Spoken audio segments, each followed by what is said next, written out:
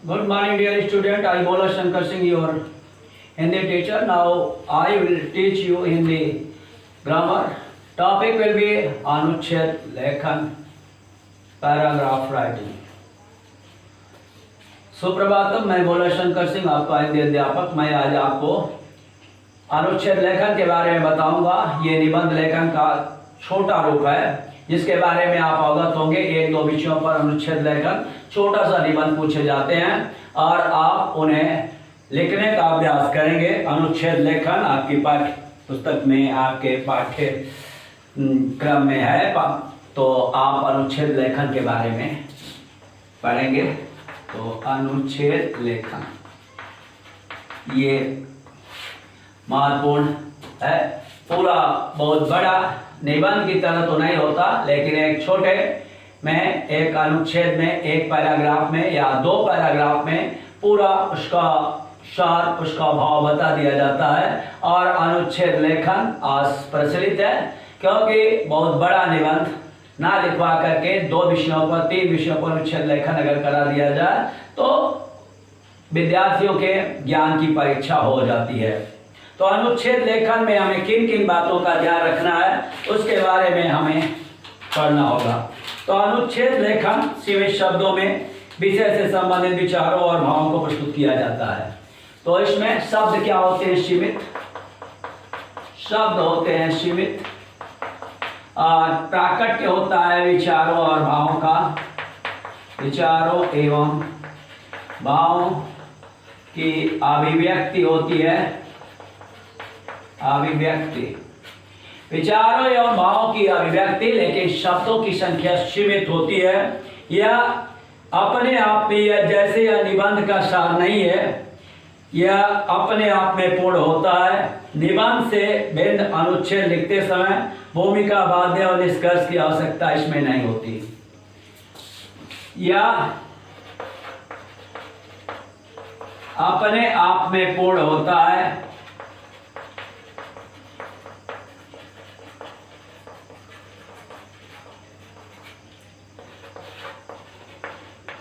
इसमें भूमिका तथा निष्कर्ष लिखने की आवश्यकता नहीं होती। आवश्यकता नहीं होती।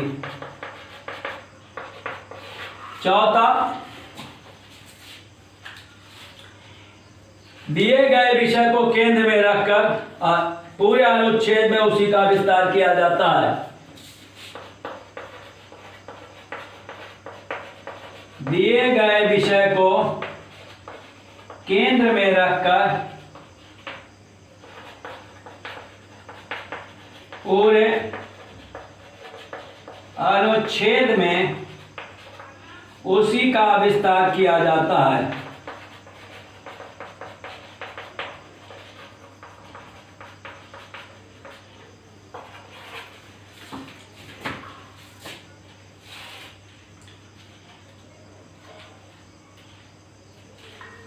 इसमें अवांछित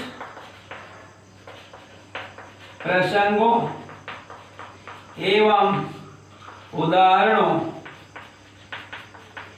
की आवश्यकता नहीं होती।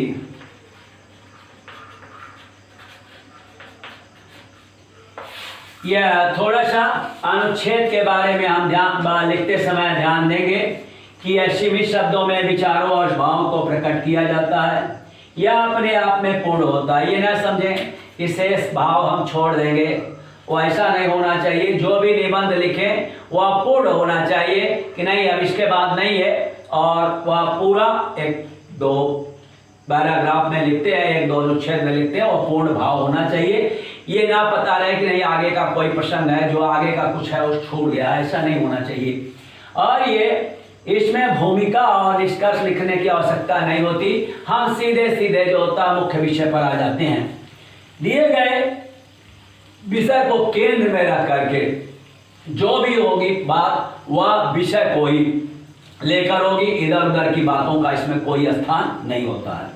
या इसमें अवांछित प्रसंगों और उदाहरणों को देने के लिए स्थान ही नहीं होता और समय भी नहीं होता है, क्योंकि ये छोटे में लिखा जाता है, इसके लिए उतने नंबर की भी जरूरत नहीं होती है। अनुच्छेद लिखते समय निम्न बातों को ध्यान में रखना चाहिए।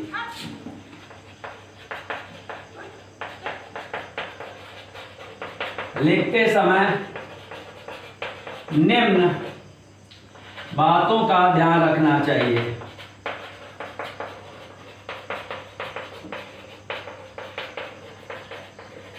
अनुच्छेद लिखते समय निम्न बातों का ध्यान रखना चाहिए।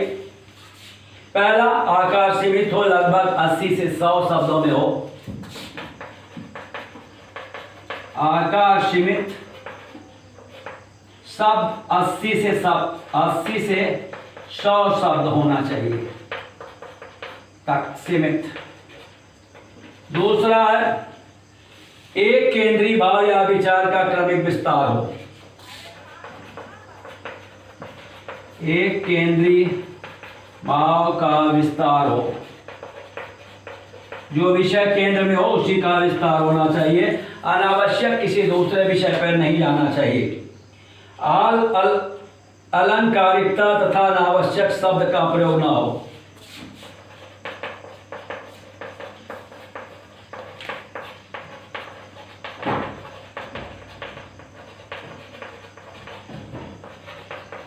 अनावश्यक शब्द का प्रयोग न हो। चौथा,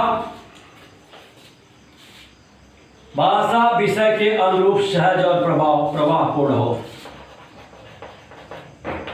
भाषा विषयानुकूल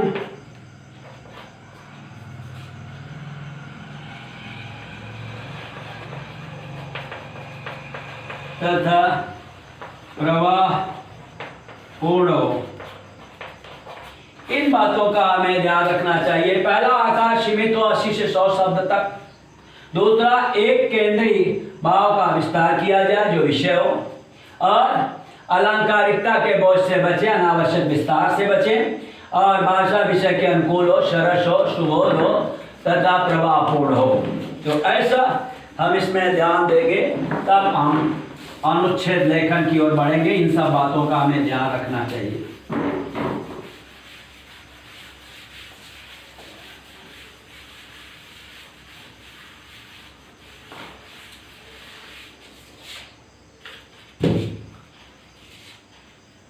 आधुनिक भारतीय नारी, पहला अनुच्छेद लेखन है।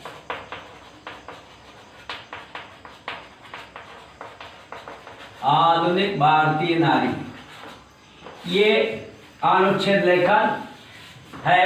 आधुनिक भारतीय नारी।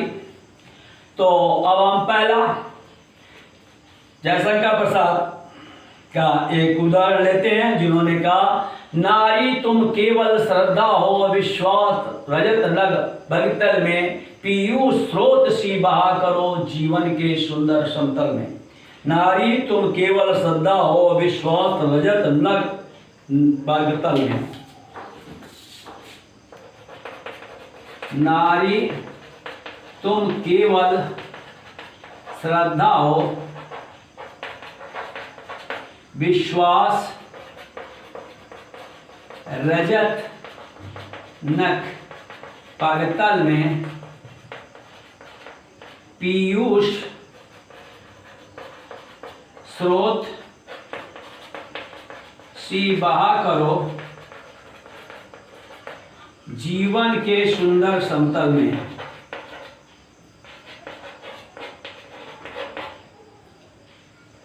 समतल में, ये इसकी प्रारंभ है। ये एक पद्य से इसका प्रारंभ करते हैं। किसी भी देश की सभ्यता, संस्कृति एवं उन्नति का मूल्यांकन वहाँ के नारी से कर सकते हैं।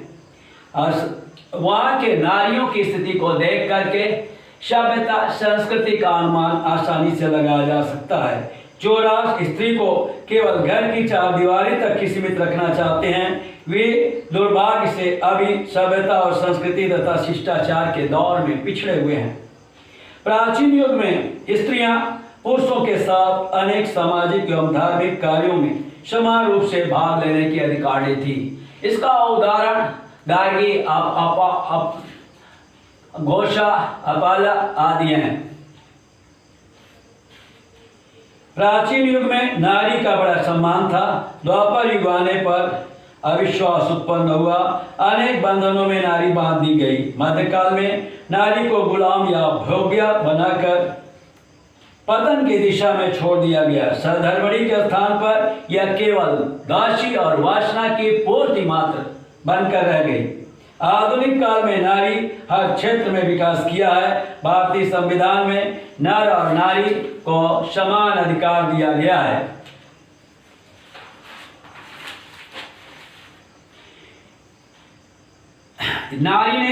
नारियों ने वर्तमान समय में पर्दे का त्याग किया।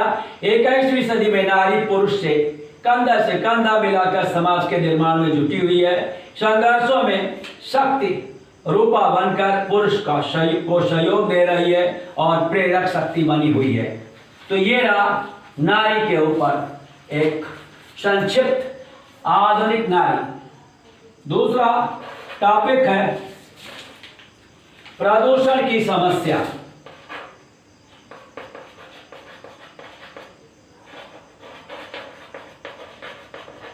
प्रदूषण की समस्या यहाँ के पाठ्य पुस्तक में दूसरा अनुच्छेद लेखन है, प्रदूषण की समस्या।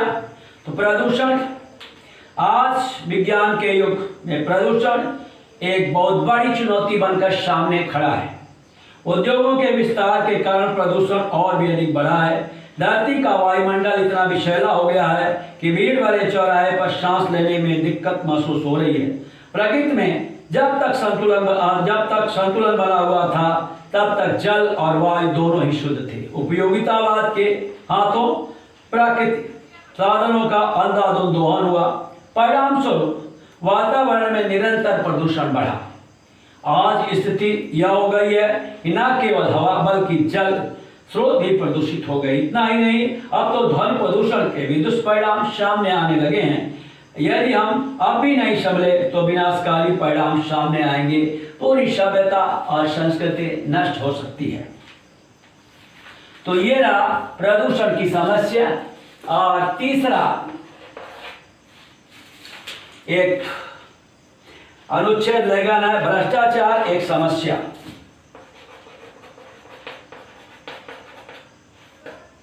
भ्रष्टाचार एक समस्या। अब ये इस पर एक अनुच्छेद लेखन करना है। तो हम संकेत बिंदुओं पर भ्रष्टाचार के पनपने के कारण क्या है, भ्रष्टाचार के स्वरूप क्या है, महंगाई भ्रष्टाचार का विशिष्ट कारण है और भ्रष्टाचार उन्मूलन कैसे संभव है, इन बिंदुओं पर हम विस्तार से बात करेंगे। सबसे पहले अब अनुच्छेद लेखन की ओर चलते हैं। आज के आधुनिक युग में व्यक्ति का जीवन अपने स्वार्थ तक सीमित रह गया है। प्रत्येक कार्य के पीछे स्वार्थ प्रमुख हो गया है। समाज में अनैतिकता, अराजकता, स्वार्थपरता का बोलबाला है। परिणाम स्वरूप भारतीय संस्कृति और उसका पवित्र नैतिक स्वरूप धुंधला सा हो गया। इसका एक कारण समाज में फैल रहा भ्रष्टाचार भी है। भ्रष्टाचार के इस विकराल रूप को धारण करने का सबसे बड़ा कारण यह है कि अर्थ प्रधान युग में प्रत्येक व्यक्ति धन प्राप्त करने के लिए लगा हुआ है। मनुष्य की आवश्यकताएं बढ़ जाने के कारण वह उन्हें पूरी करने के लिए मनमाने तरीका अपना रहा है। कमर तोड़ महंगाई भी इसका एक प्रमुख कारण है। हमें समाज में समस्याओं के समाधान के लिए सबसे पहले आवश्यक है कि व्यक्ति पहले अपने मनोबल को ऊंचा उठाए।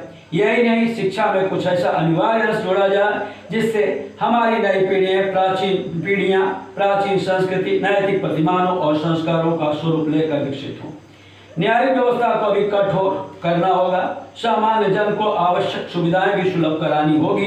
इसी आधार पर आगे बढ़ना होगा, तभी स्थिति में कुछ सुधार की अपेक्षा की जा सकती है।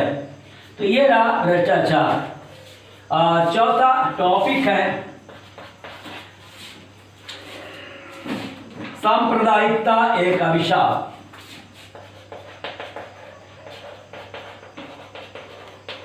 सांप्रदायिकता एक अभिशाप।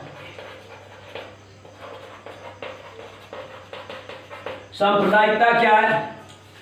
मजहब, हिंदू मुस्लिम सिख ईसाई का आपस में लड़ना झगड़ना, ये एक अभिशाप है, कर्ज है। तो हम इसके बारे में क्या लिख सकते हैं? तो सबसे पहले हम एक संकेत बिंदु अपने मन में बना लेंगे। और सभी संप्रदाय एक ही शिक्षा देते हैं, सभी मनुष्य परमात्मा में विश्वास रखते हैं, सभी धर्म परमात्मा तक पहुंचने के लिए भिन्न भिन्न मार्ग हैं, लेकिन धर्म जोड़ने का काम करता है, तोड़ने का काम नहीं करता। इन सब पहलुओं पर विचार करके हमें यह अनुच्छेद लेखन करना होगा। तो हम चलते हैं, अनुच्छेद लेखन की बात करते हैं। सभी धर्म संप्रदाय मत और मजहब मानव मात्र को ईश्वर आस्था, समस्त प्राणियों के प्रति स्नेह, भाव, उपकार, स्वार्थ, त्याग, आपसी प्रेम भाव की शिक्षा देते हैं। किसी भी धर्म और मजहब में घृणा, हिंसा, बैर, द्वेष आदि का पाठ नहीं पढ़ाया जाता। सभी मनुष्य परमात्मा की संतान हैं और इसी कारण धर्म संप्रदाय से परे मानवता के एक सूत्र से बंधे हैं। इस मूल बात को कुछ लोग भूलकर धर्म के मिथ्या उन्माद में भाग जाते हैं और एक दूसरे के मजहब को नीचा दिखाने का प्रयास करने लगते हैं। और यही वे लोग हैं जो धर्म के सच्चे स्वरूप को नहीं समझते। वास्तव में व्यक्ति का अहंकार ही इस धार्मिक उन्माद का कारण है। हमारी उपासना, पूजा पाठ के तरीके अलग हो सकते हैं। हम अपने आराध्य देव को अलग अलग नामों से पुकारते हैं, पर सभी उस परम तत्व परमात्मा तक पहुंचने के भिन्न भिन्न मार्ग हैं। मंजिल तो वह एक ही है। धर्म जोड़ता है, तोड़ता नहीं। संस्कृत में एक कथन है, धर्म यो बाधते धर्म न स धर्म कुधर्म तत्। धर्म जो बाधित हो तब करता है, आपको तोड़ने का प्रयत्न करता है, वह धर्म नहीं है। यही धर्म संभाव की भावना शायर इकबाल के शेर में ध्वनित होती है कि मजहब नहीं सिखाता आपस में बैर करना रखना, हिंदी है हम वतन है हिंदुस्तान हमारा। तो इसी के साथ ये भी आपका चौथा अनुच्छेद लेखन समाप्त होता है। अब पांचवा अनुच्छेद लेखन हम देखते हैं, कमर तोड़ महंगाई।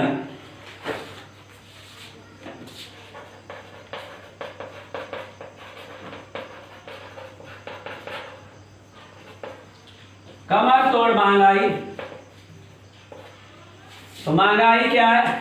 जब वस्तुओं और सेवाओं के मूल्य में वृद्धि होती है, मुद्रा का मूल्य गिरता है, तो उसे हम महंगाई कहते हैं। तो महंगाई के बारे में हमें निम्न बिंदुओं पर विचार करना होगा। महंगाई का स्वरूप, महंगाई कहाँ, महंगाई पर भारत की आर्थिक नीति का प्रभाव, महंगाई का कारण हड़ताल, तालाबंदी, देश के धन का गलत उपयोग आदि। तो इन बिंदुओं पर विचार करके हम अनुच्छेद लेखन करेंगे। महंगाई मूल्यों में निरंतर वृद्धि, उत्पादन की कमी, मांग की पूर्ति में असमर्थता का परिचायक है। जीवन यापन, जिस अनिवार्य तत्व रोटी कपड़ा मकान की बढ़ती हुई महंगाई गरीब जनता के पेट पर ईंट बांधती है, मध्यम वर्ग की आवश्यकताओं में कटौती करती है, जो धनिक वर्ग के लिए आय के स्रोत उत्पन्न करती है। बढ़ती हुई महंगाई भारत सरकार की आर्थिक नीतियों की विफलता का परिणाम है। प्रकृति से के रोष और प्रकोप का फल नहीं, शासकों की बदनीयती और बदइंतजामी की मुंह बोलती तस्वीर है। काला धन, तस्करी, जमाखोरी महंगाई वृद्धि के कारण है। सरकार हर माह किसी न किसी वस्तु का मूल्य बढ़ा देती है। जब कीमतें बढ़ती हैं तो आगा पीछा नहीं सोचती। यहाँ उत्पादन न बढ़ने के लिए अयोग्य अधिकारी दोषी हैं, वहाँ कर्मचारी आंदोलन, हड़ताल एवं वेतन की वृद्धि के कारण घाटा बढ़ाता है। महंगाई बढ़ती है, करोड़ों रुपए लगाकर हम उपग्रह बना रहे हैं। वैज्ञानिक प्रगति में विश्व के महाराष्ट्रों में गिनती में आना चाहते हैं, किंतु गरीब भारत का जन भूखा है, नंगा है। आज भारत की जनता महंगाई की चक्की में पिसती जा रही है। महंगाई की खाई भरने के 4 उपाय हैं: कर चोरी को रोकना, राष्ट्रीयकृत उद्योगों के प्रबंध तथा संचालन में तीव्र कुशलता और सरकारी खर्चों में योजनाबद्ध रूप से कमी करना, मांग के अनुसार उत्पादन बढ़ाना। तो ये रहा आपका 5वां अनुच्छेद लेखन। इस प्रकार से ये अनुच्छेद लेखन का पाठ अब समाप्त होता है। हमने आज आपको 5 अनुच्छेद लेखन बताए और 5 अनुच्छेद लेखन अब अपनी उत्तर पुस्तिका में लिखेंगे और इसी प्रकार से अन्य विषयों पर भी आप लिखने का प्रयत्न करेंगे। आज का पाठ बस यही था।